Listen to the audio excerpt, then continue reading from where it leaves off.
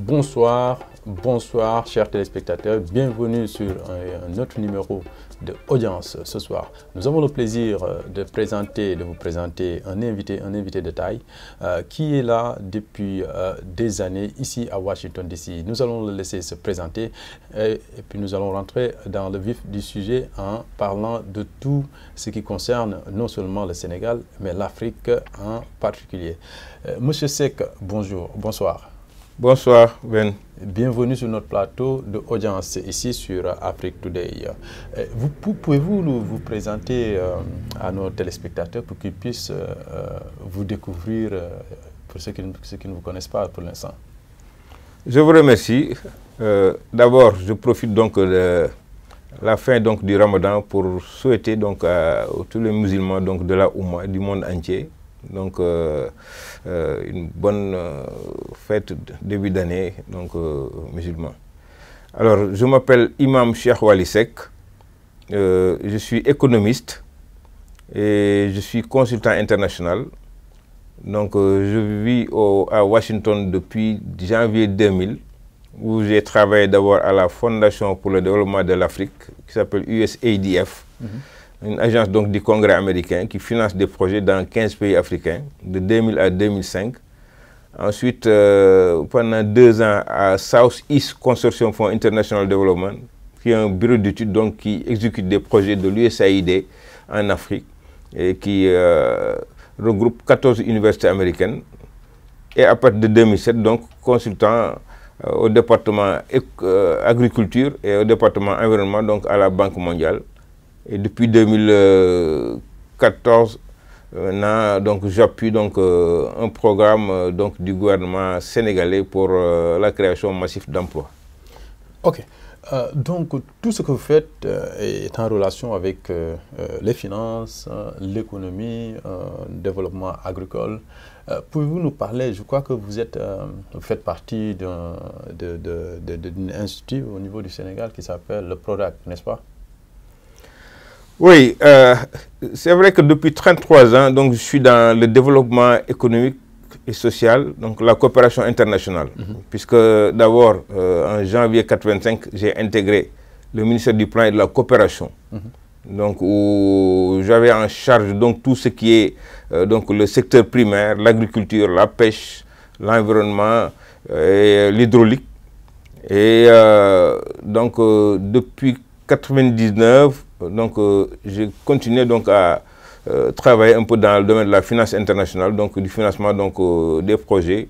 Et donc comme vous le voyez, depuis 33 ans, je suis donc dans les activités donc de développement et de financement donc du développement.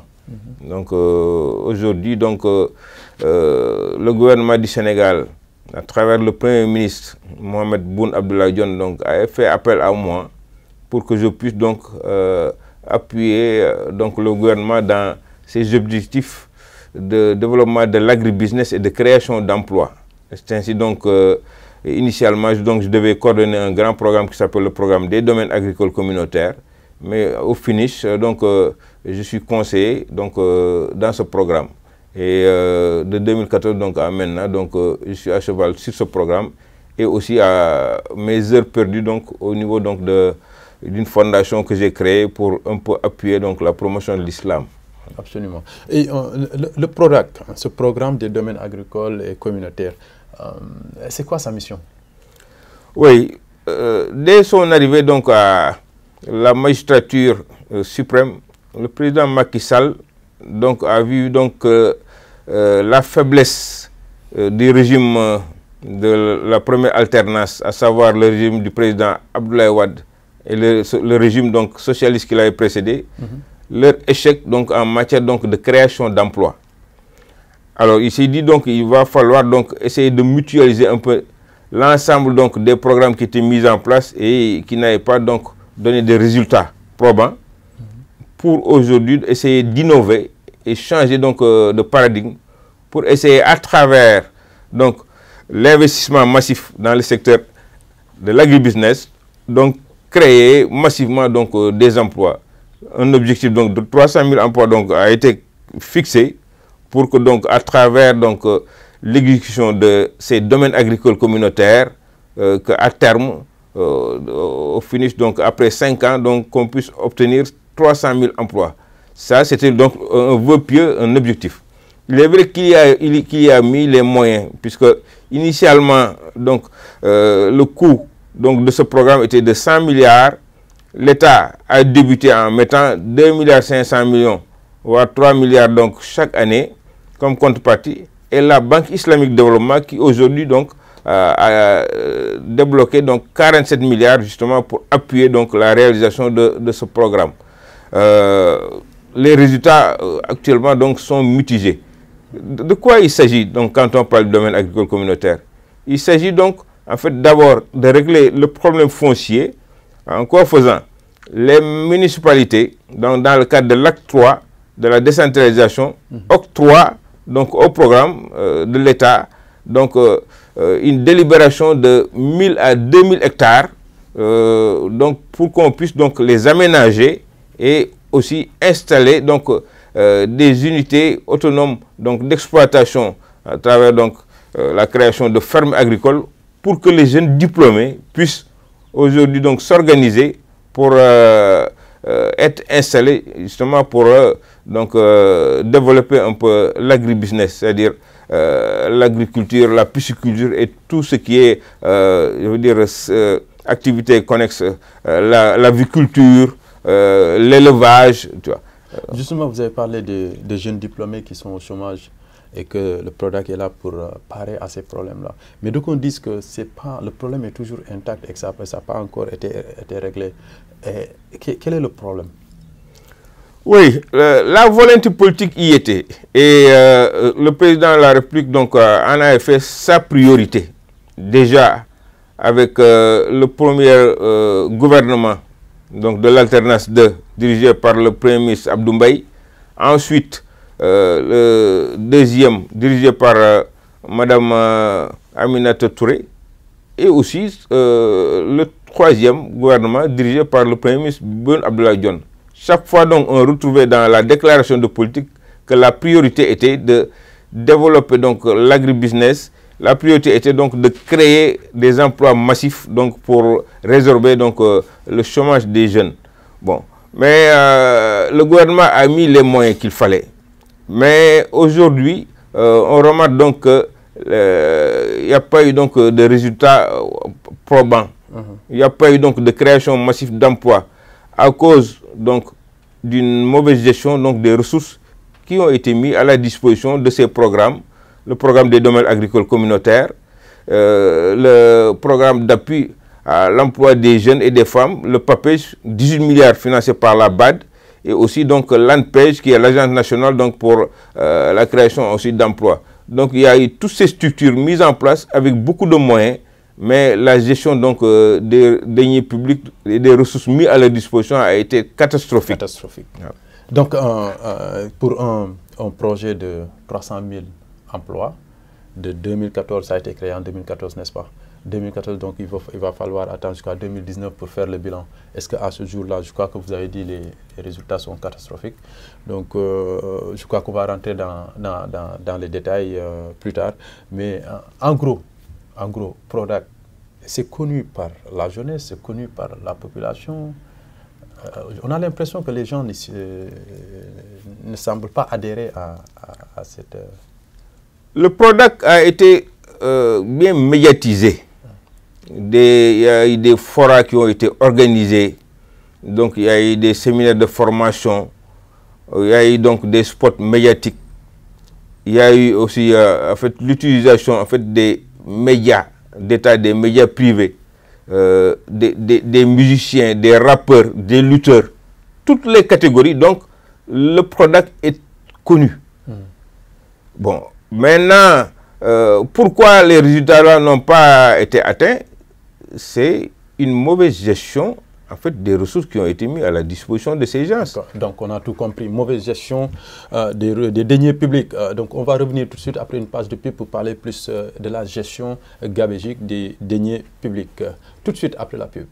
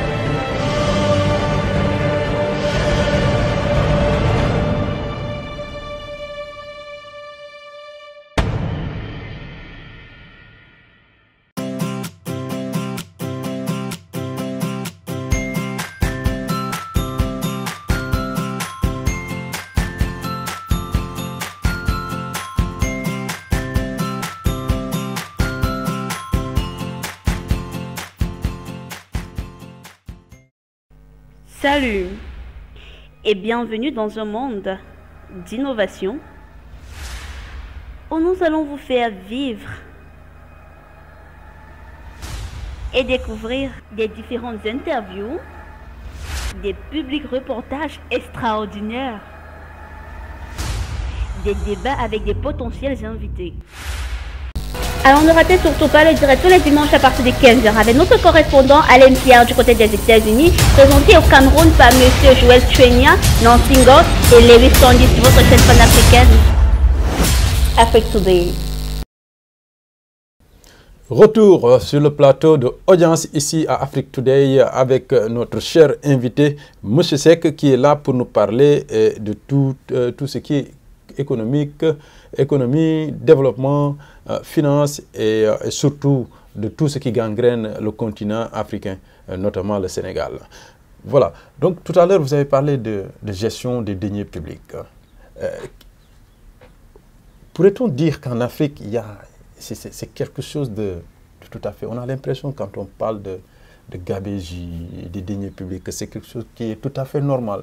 On peut faire ce qu'on veut des deniers publics sans pour autant se faire inquiéter. Oui, en fait, c'est un phénomène de société.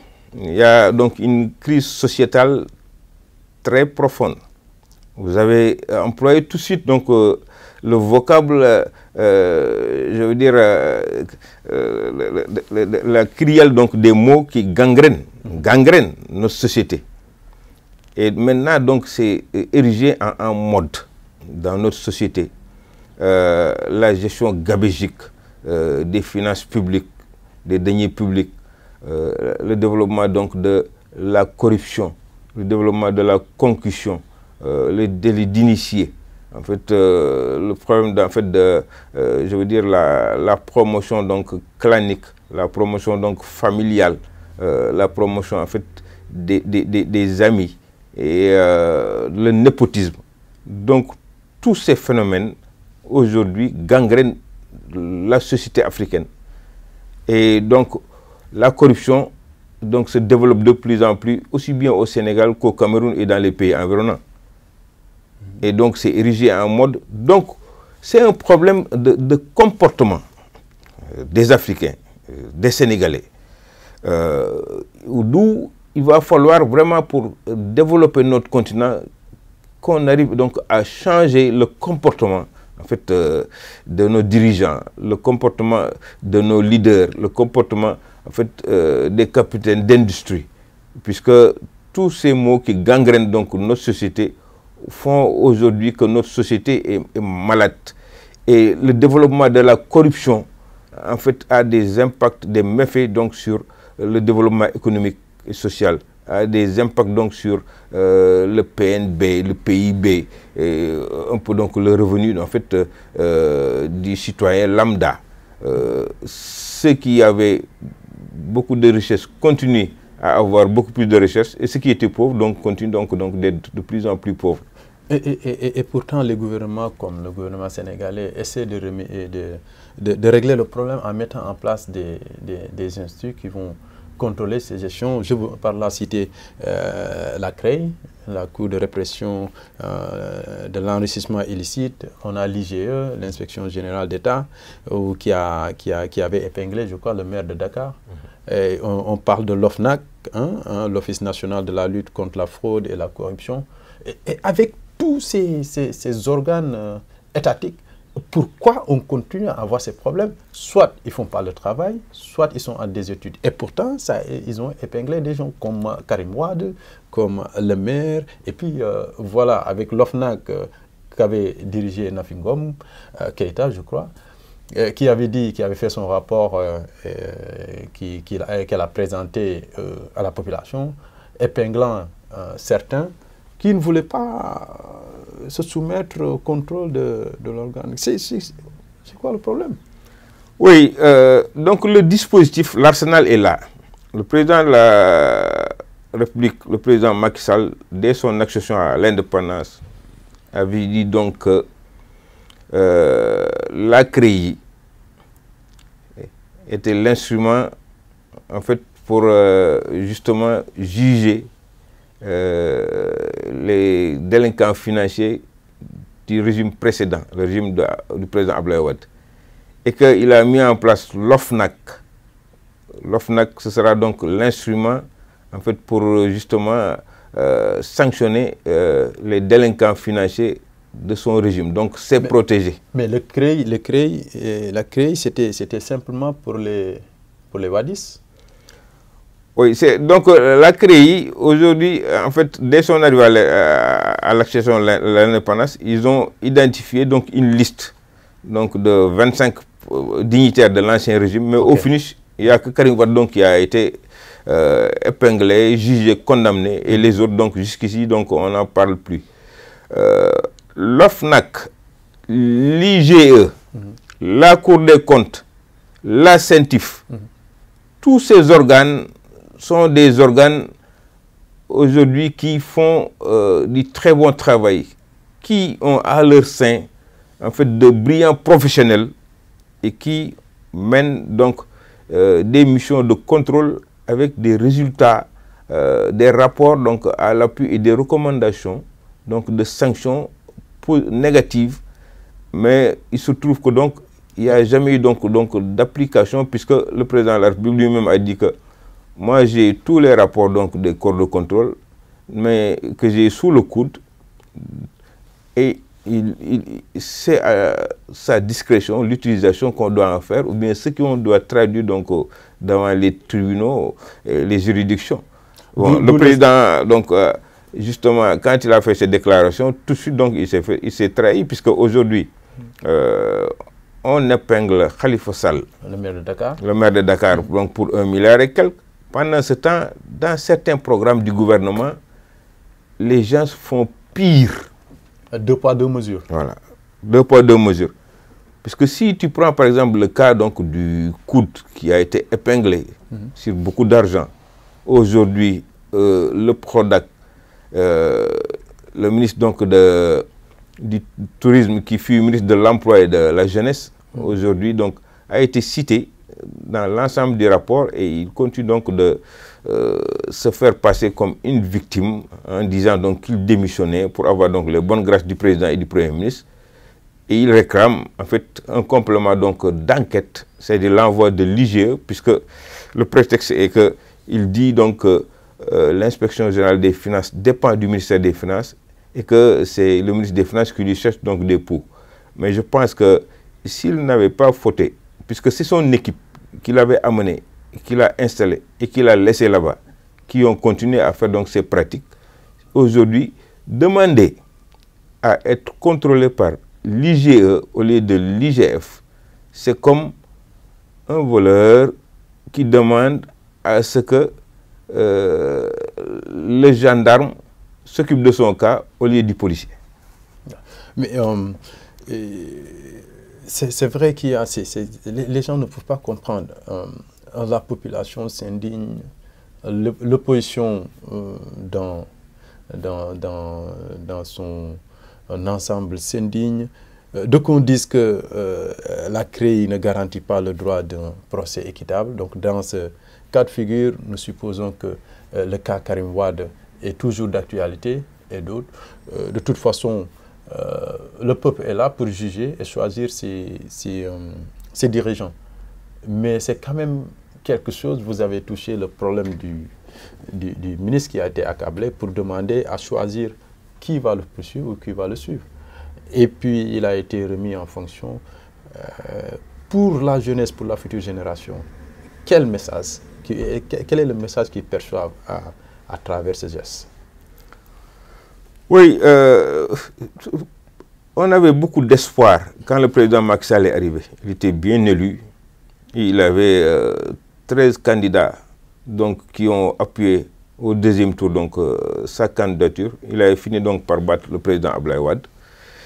Et il est arrivé dans un contexte où, avec la réalisation du programme Sénégal émergent, le plan Sénégal émergent, le PSE, toute la communauté donc, des partenaires, les bailleurs de fonds, donc, était charmés et convaincus que ce programme pouvait amener le Sénégal donc, à l'émergence économique.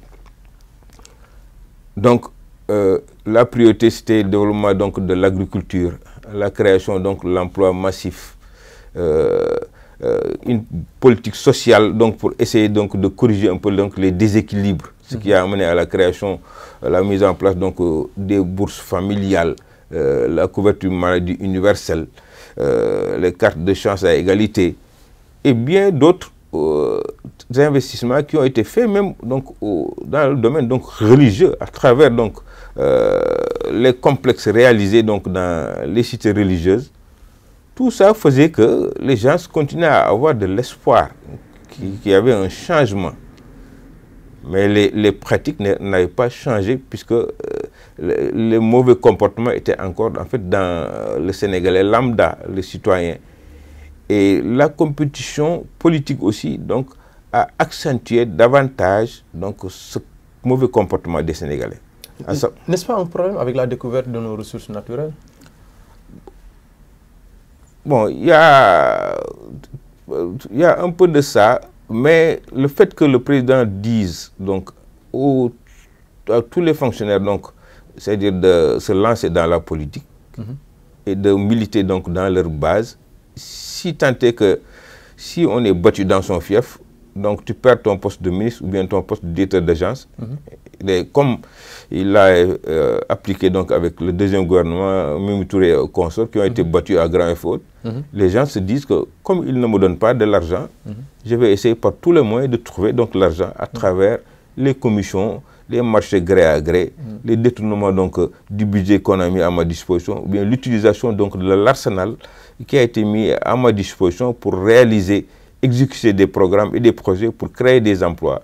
Mais tout ça, je l'utilise donc pour ma promotion personnelle, ma promotion politique. Donc tout pour moi, rien pour les autres. Et au finish, voilà ce que ça a donné. La complaisance, on ne comprend pas la complaisance du président par rapport à ces jeunes fonctionnaires, politiciens de son camp, qui sont hyper protégés et qui sont fautifs donc de toutes ces sortes de malversations, la corruption donc qui va crescendo, et aujourd'hui donc la concussion, le népotisme donc est érigé en règle. Toutes les élites sénégalaises de brillants experts dans tous les domaines sont mis de côté pour la promotion en fait des médiocres, des compétents, des incompétents et des jeunes arrogants. C'est ce qu'on note aujourd'hui. Vivement que la race de jeunes leaders qui émergent aujourd'hui, comme Bougane Gueye Dany. On va revenir à la troisième partie. Voilà. Pour l'instant, tout pour moi et le peuple Dieu est grand. Donc voilà le message que nous envoient nos leaders. Hein. Donc on va revenir sur la troisième partie de l'émission, juste en parlant de ces jeunes qui sont en train d'émerger dans la politique. C'est juste après une petite page de pub. Ne bougez pas. Merci. Salut et bienvenue dans un monde d'innovation où nous allons vous faire vivre et découvrir des différentes interviews, des publics reportages extraordinaires, des débats avec des potentiels invités. Alors ne ratez surtout pas le direct tous les dimanches à partir de 15h avec notre correspondant Alain Pierre du côté des États-Unis, présenté au Cameroun par M. Joël Chuenia, Nancy Ngos et Lewis Sandis sur votre chaîne panafricaine Afrique Today.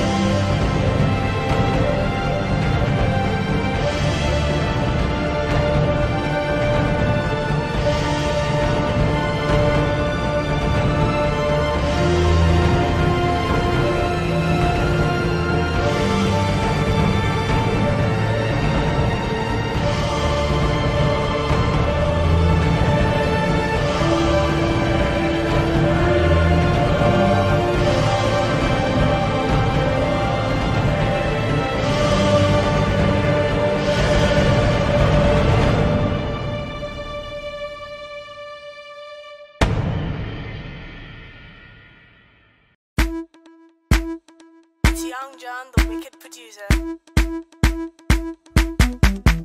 Oh yeah, oh, one by Winnie B. Oh, my love shape your sorrow.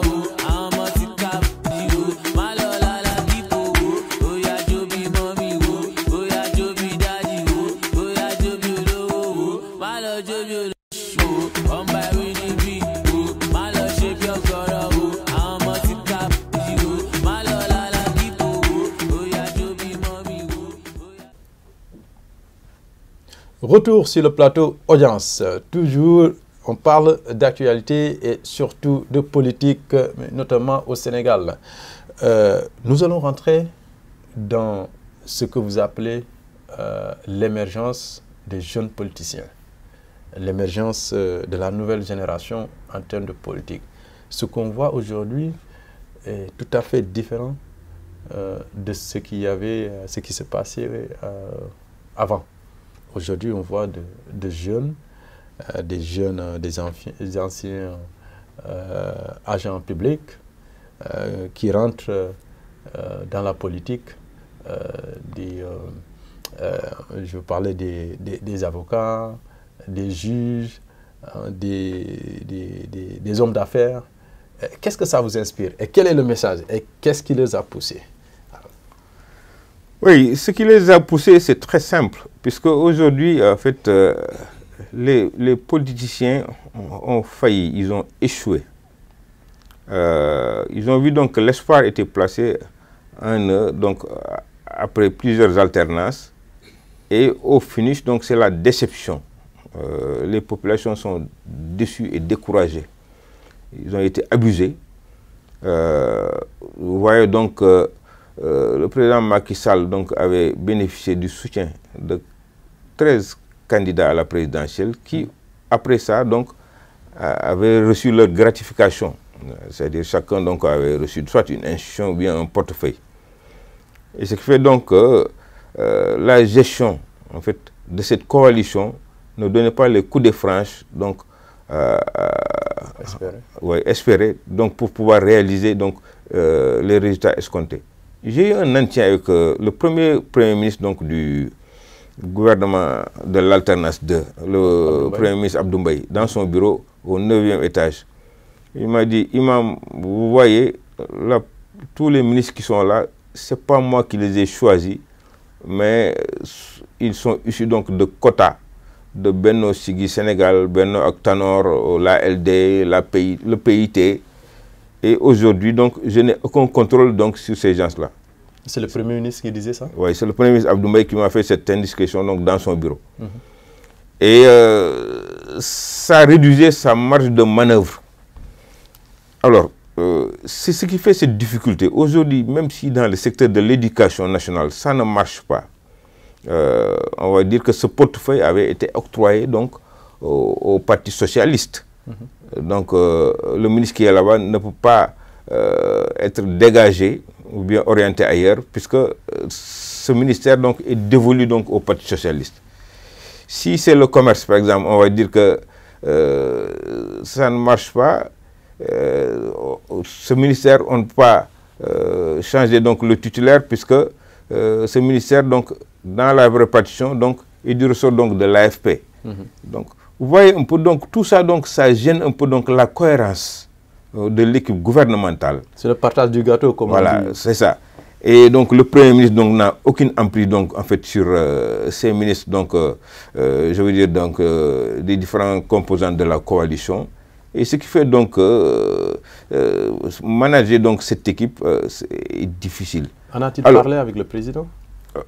Oui, en fait, le président Macky Sall a la particularité de ne pas vouloir, en fait, je veux dire, accepter des contradictions ou bien un Premier ministre fort qui est indépendant et qui prend, en fait, je veux dire, qui peut prendre des décisions seul. Autant, durant la période de Senghor, la période d'Abdou Diouf, puisque j'ai beaucoup travaillé avec Abdou Diouf, les ministres avaient un pouvoir. Donc, il y avait des attributions très claires, un décret avec des attributions très claires et des moyens conséquents. Tu avais ton indépendance, donc ton marge de manœuvre, de pouvoir donc régler certains problèmes. Mais ce qui se passe aujourd'hui, c'est que avec le président Macky Sall, il n'aime pas les premiers ministres forts. Mimi en a fait les frais, Abdoulaye en a fait les frais.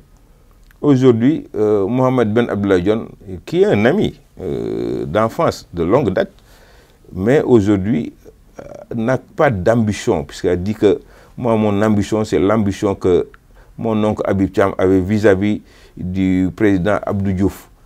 Ma seule ambition, c'est de servir le président. Donc, c'est le Premier ministre qui l'arrange, puisqu'il fut son directeur de cabinet à la primature, à l'Assemblée. Et aujourd'hui, il continue de faire office, en fait, d'un directeur de cabinet, au lieu d'un Premier ministre fort, qui, en fait, peut un peu impulser l'action gouvernementale, ou bien même prendre des décisions. Puisque les ministres, donc, n'ont qu'un seul décret, mais ils n'ont pas de pouvoir de décision. La preuve, vous voyez, les étudiants disent que je ne peux pas avoir comme interlocuteur le ministre de l'Enseignement supérieur, je dois discuter directement avec le président. Les lutteurs font de même, les syndicalistes font de même, les enseignants font de même.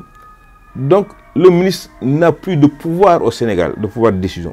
Tout remonte chez le Premier ministre, et le Premier ministre lui-même n'a pas de pouvoir de décision, puisque chaque fois il te dit « je vais en parler au patron ». Mais est-ce que ça veut dire que le jour que le Premier ministre aura des ambitions, bonjour les problèmes? Ah non, non, non, ça, il n'est même pas question que Mohamed Dionne ait des ambitions, ou bien de lorgner donc le fauteuil du président Macky Sall. Dès 18 h aujourd'hui, si Macky est au courant que Mohamed Dionne a des ambitions, le lendemain, il fait ses bagages. Ok. Donc, nous avons parlé... Alors, donc, la race donc, des jeunes leaders qui émergent, on note donc de plus en plus de hauts fonctionnaires qui démissionnent, soit de l'IGE, soit de l'inspection, en fait, les inspecteurs donc, des finances, alors, les inspections du Trésor, Ousmane Sonko, voilà, nous avons les magistrats, voilà. Et vous voyez donc en fait, des jeunes qui n'ont jamais fait de politique, qui sont en fait des capitaines d'industrie comme Bougane Gueye Dany, qui aujourd'hui en fait connaissent une certaine réussite et aujourd'hui donc veulent se lancer pour changer un peu le cours des choses. Ils ont beaucoup de chance, puisque aujourd'hui les Sénégalais en ont marre des politiciens qui ont navigué donc du régime de Senghor au régime de Diouf, au régime de Wade, et maintenant avec Abdoulaye Wade. Ils sont avec celui qui est là. Mais quelles sont les chances de Bougane Gueye? Quand on parle, on sait que maintenant Ousmane Sonko est en train de... tout le monde s'attend à la candidature d'Ousmane Sonko. Le juge Dème est en train de tout faire pour amener une contradiction par rapport à ce qui se passe maintenant. Mais Bougane Gueye Dany a rallié le Sénégal, a fait, je crois que à travers son mouvement de Gom Sa Bop. Quelles sont leurs chances à 9 mois des élections? À 9 mois des élections, si le président Macky Sall n'avait pas eu donc le génie politique, il y a plein de gens qui le négligent, mais c'est une bête politique. En matière politique, il est intelligent. Oui, oui. S'il n'avait pas donc le génie politique de mettre sur le panier donc, de la législation, en fait, cette histoire donc de parrainage, dès le premier tour, il risquait de perdre les élections. Alors, maintenant, ce parrainage a fait que beaucoup de gens qui avaient des ambitions de se présenter ne vont plus se présenter, puisqu'ils savent qu'ils n'auront pas donc, plus de 30 000 signatures demandées. On a 300 partis politiques, mais la plupart, je veux dire les 70%, ils n'ont pas d'électorat. Ils ont donc ce qu'on appelle donc les partis télécentres, où il y a le secrétaire général, donc son épouse et sa secrétaire, et qui donc louaient leur récépissé aux indépendants qui n'avaient pas donc de parti, d'appareil, et en contrepartie, donc ils se faisaient récompenser donc après les élections. Mais aujourd'hui, je veux dire, cette loi de parrainage-là limite l'ambition de beaucoup de jeunes. Bon. Pour Bougane, un Sonko, un Guirassy, et les jeunes magistrats, policiers, soldats, qui aujourd'hui ont des ambitions, s'ils se regroupent et mettent leurs égos de côté pour avoir un seul candidat, un Bougane et un Guirassy, s'ils faisaient ticket, appuyés par ces gens-là, ils pouvaient faire mal. Bon. Aujourd'hui, donc, la loi sur le parrainage, là, donc... Boubacar Ousmane Sonko va accepter d'aller avec Bougane et... Mais même s'il ne l'accepte pas, s'il y a des candidatures plurielles, au second tour, ils seront obligés d'aller en bloc pour barrer Macky. C'est que Macky a fait. Mais sinon, aujourd'hui, l'avantage est dans son camp avec la loi sur le parrainage là. Puisque l'expérience passée avec Youssou Ndour et Keba Ken a montré que avoir 10 000 signatures vérifiées, certifiées et conformes est difficile, a fortiori donc d'avoir plus de 30 000 signatures. Mais finalement, le parrainage, c'est quelque chose de bien, seulement le temps peut-être qu'ils l'ont fait a été précipité, mais vous avez vous-même dit qu'on avait 300 partis.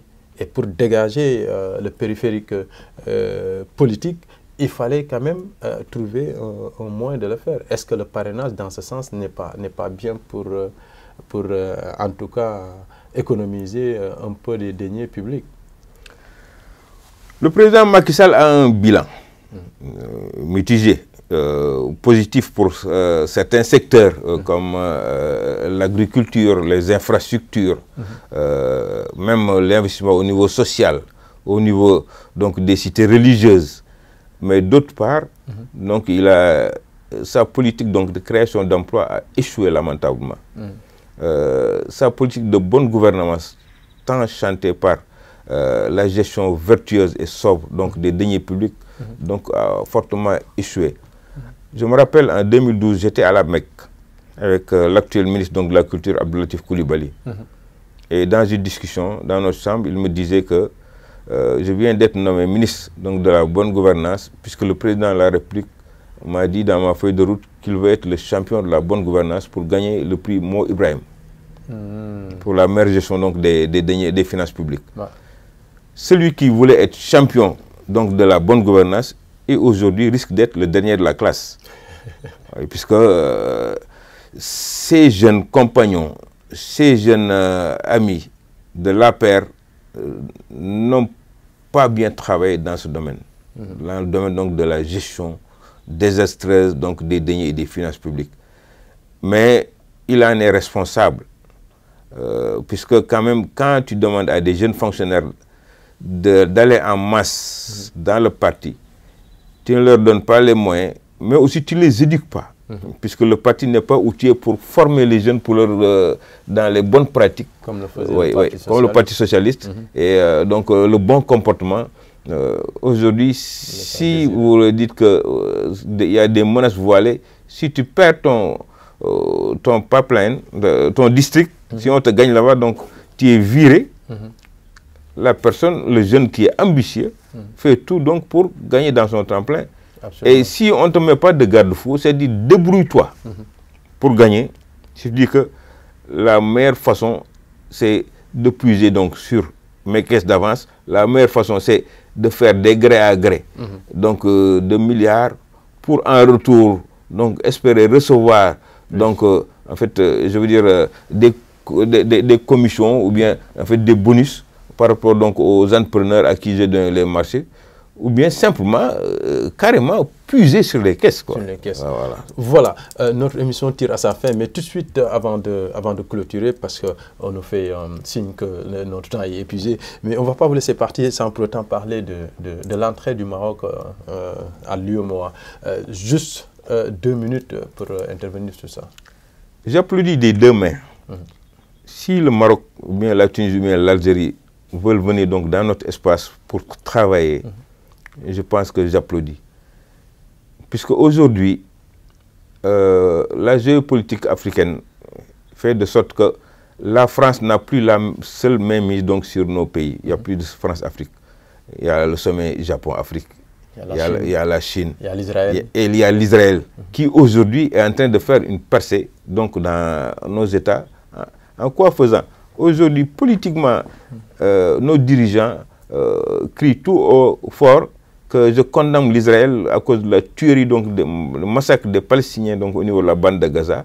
Mais en dessous, on leur donne donc des juteux marchés comme l'exemple donc illustré donc par la gestion gabégique donc au niveau donc du contrat gré à gré de 29 milliards du Prodac. L'entreprise israélienne n'a pas compétit. Il vient te dire que bon, écoute, il a été amené par exemple par Pierre Goudiaby Atepa qui le présente à Jean-Pierre Senghor qui va aller là-bas négocier et ensuite on fait tout donc pour que le gouvernement donc donne le marché gré à gré et les conséquences que ça a donné, voilà, beaucoup d'argent injecté, viré donc dans des comptes de Green 2000 en Israël et au finish, pour un objectif de 300 000 emplois, on n'a même pas créé 1500 emplois, ni au niveau du Prodac, ni au niveau du papier. C'est un échec patent. Et ça, je pense que aujourd'hui, si on laisse ces crimes-là se multiplier, c'est du vrai carnage économique, des vrais crimes économiques. Si on laisse ça se multiplier, ce ne serait pas bon pour la population sénégalaise. Et c'est ce qui fait aujourd'hui donc cette déception des populations. Puisqu'ils avaient beaucoup d'espoir à travers l'APR Yakar. Mais le Yakar est devenu Tas Yakar. Votre dernier mot? Je souhaite vraiment que les comportements changent dans nos pays. Parce que la crise sociétale donc, est très profonde. Et tous ces mots qui gangrènent notre société à travers la corruption, la compulsion, donc les tueries, le développement donc, de la franc-maçonnerie, de l'homosexualité. Tout ça fait donc que notre société est malade. Et il n'y a que nous qui pouvons le soigner. Voilà. La soigner. Merci Imam Seck, merci d'être venu dans notre émission Audience sur Afrique Today. Nous avons eu le plaisir de vous accueillir ici et merci chers téléspectateurs de nous avoir suivis ici dans votre émission préférée Audience. Et nous vous rappelons qu'il faut nous suivre sur Facebook, Twitter, YouTube et surtout aller sur notre website www.afriquetoday.com. Quant à moi, je vous donne rendez-vous pour une prochaine émission dans une semaine. Merci, à très bientôt. Merci d'être venu. Merci Ben. Merci.